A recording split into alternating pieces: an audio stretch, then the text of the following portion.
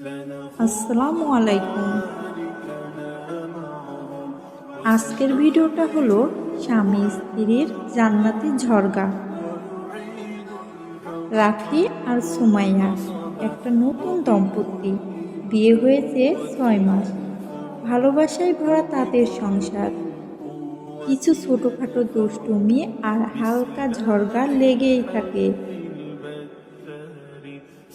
একদিন সকালে রাফি অফিসে যেতে গিয়ে তার পছন্দের ঘড়িটা খুঁজে পাচ্ছিল না। খুঁজে খুঁজে বিরক্ত হয়ে বলল, ওই সুমাইয়া, আবার তুমি আমার ঘড়ি সরিয়ে রেখেছো না? সুমাইয়া রান্নাঘর থেকে চিৎকার করে জবাব দিল,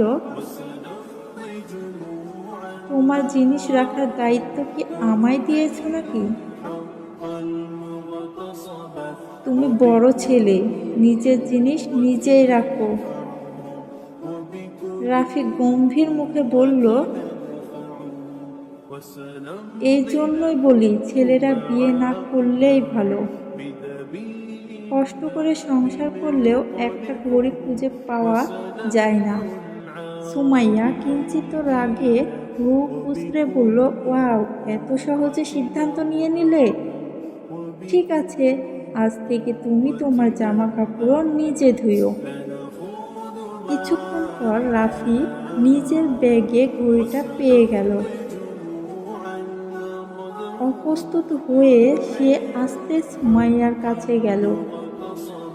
চুপচাপ পেছন থেকে এসে বলল, আচ্ছা, যদি বলি ঘড়িটা নিজের ব্যাগেই রেখেছিলাম, তাহলে কি জামা কাপড় ধোয়ার শাস্তি মাফ হবে?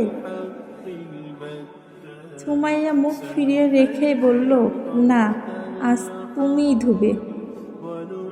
তবে একটা শর্তে এই শাস্তি মাফ হতে পারে। বিয়ের পর প্রথমবার তুমি নিজে নিজে বলবে তুমি আমার জান্নাতের রানী। রাফি হেসে কপালে চুমু খেয়ে বলল, তুমি শুধু আমার জান্নাতের রানী না, আমার জান্নাত পাওয়ার কত তুমি। কারণ রাসূল সাল্লাল্লাহু আলাইহি ওয়াসাল্লাম বলেছেন, যে ব্যক্তি উত্তম স্বভাবের অধিকারী, যার স্ত্রী সন্তুষ্ট থাকে, সে জান্নাতে যাবে।